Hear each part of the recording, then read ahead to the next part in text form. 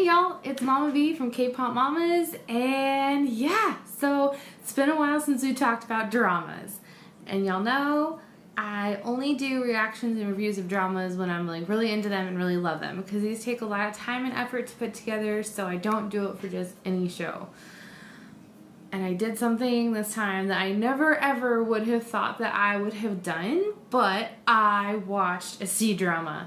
Yeah, I did it. I made the leap. I crossed the waters, watched a Chinese drama.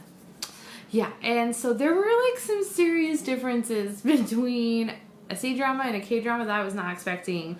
So I thought I'd talk a little bit real quick about that and then jump into the general and I. Because y'all, this was 60 episodes and many, many, many hours of my life. It's probably why I have bags under my eyes. Because I haven't been sleeping. Because I've been watching the show like every second that I can squeeze it in between like work and kids. And thank God for apps that make it easy to just watch like 15 minutes at a time. Which is basically what I did. So, in the beginning. Yeah. There's like a 5-minute intro. I'm just kidding. It's 2 minutes and 48 seconds. If anyone's counting.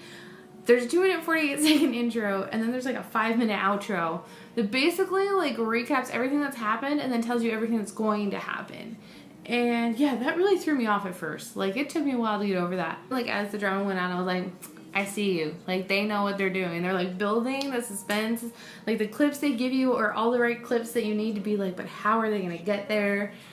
So yeah, I mean, I have to admit to y'all, I had some incorrect preconceived notions. Like, I think I was maybe just a little bit on the prejudice side on what I thought a historical historical Chinese drama was going to be, because like in a lot of the Korean shows I've watched, this is not all of them, and I'm not saying that this is a thing all the time, but in a lot of them, you have a strong lead woman. She is not actually like allowed to just be a strong woman in the show. Like, her character might be really strong. She might contribute all of these things to the story and plotline, but she's still like the wife of the popular guy. She's, you know, the pretending to be a male in her role. And, you know, there's always like something that subtly shifts. Like, she's the empress. She's not the emperor. I was not expecting so many kick-ass women in one show, and to have them just be like amazing and strong in their own right. Like, they were not like pushed off to the side, or like their husband didn't take their ideas and then like go be amazing. Like, they were true partnerships everywhere, and just women being respected and understood that they were powerful and smart and intelligent in their own right in a historical drama that I honestly, for whatever reason, was not expecting. And I think it really threw me off when I realized I had such a strong like prejudice in my mind of what I thought it was going to be. Yeah, but this show, dear Lord. First of all, 60 episodes was like the little, like, it's obviously like 2 to 3 times as long as a regular Korean drama. And I really felt like because of that, you got to like see so much more of the characters. You got to experience the plot line. They really got to develop some of these ideas that you see in Korean dramas, but they don't always fully explain the story. Like, I really loved Scarlet Heart. That was probably one of my favorite historical K-dramas I've watched. And, you know, I really felt like a lot of things happened in the plot that you were like, okay, I see that that's like what would have happened, but you just wish that they had developed the story and made sense a little bit more. And I felt like with this many episodes, they really had time to do that. Although, like, it took so long. Like, I was just like, what more can these poor human beings go through?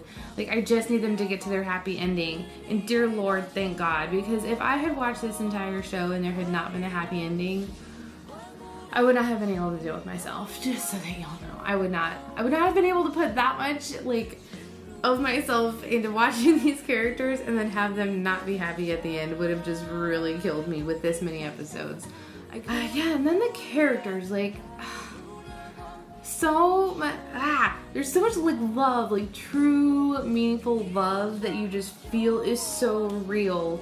And not just with Chueji and Pingting, like, it's like the whole show. Like, there are so many couples that you're just like, oh my gosh, they really loved each other, and there's so much like respect between the two of them, and they're real partnerships which was fantastic and amazing. The romantic in me absolutely loved that.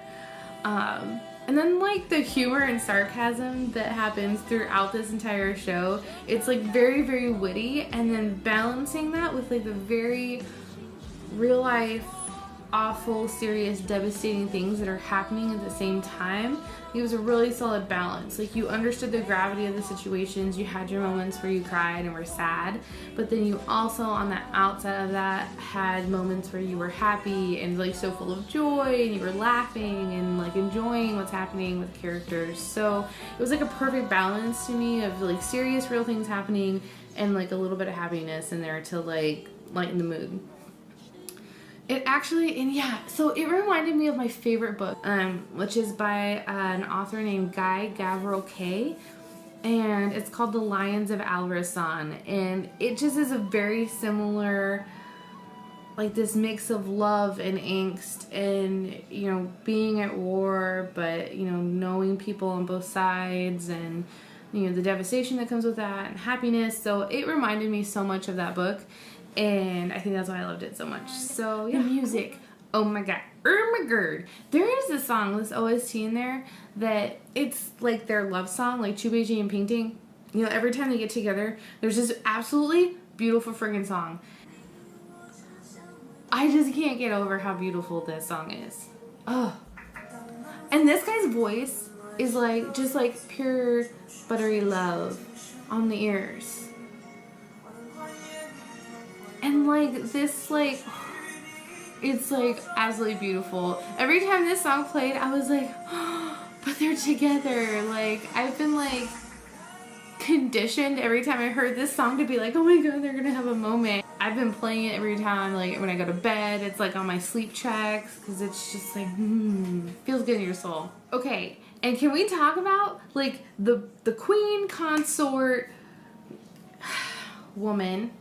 I'll use my polite words, lady, who was one of the worst evil villains ever because she continued to win for so long.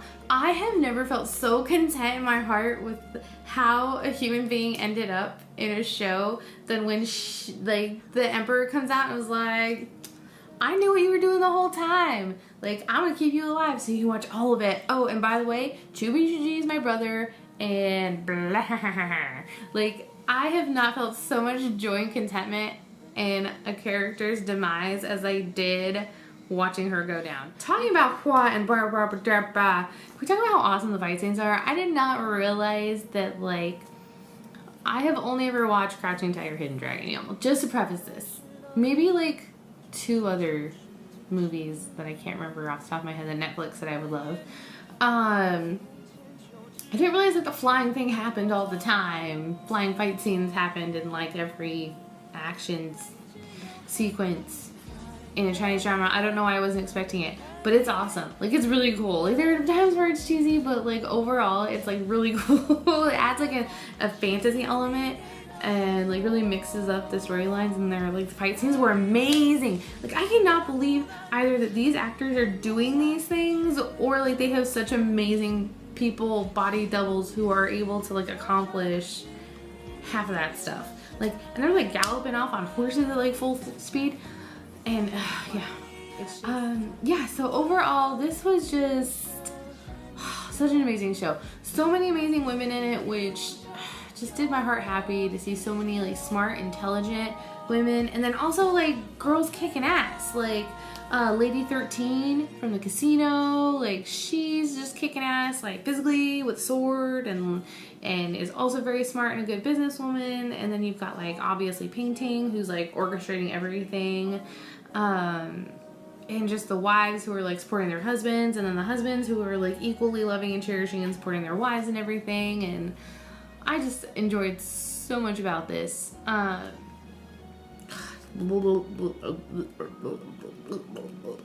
Alright, y'all, so that's my take. Generally, I don't know, it's 62 episodes. I had to have missed something. So let me know what you thought about General and I, and if you've made the leap from K-dramas to C-dramas, what you think, what you thought, the music in this, anything you want to talk about, I'm like ready in here. I'm sure I missed crazy things to talk about in the plot. And this is just kind of like a quick like snapshot. I just finished the show, and yeah, just wanted to get my thoughts out so far first thing. So let me know what you think. Remember to like and subscribe if you want to see more. We have more drama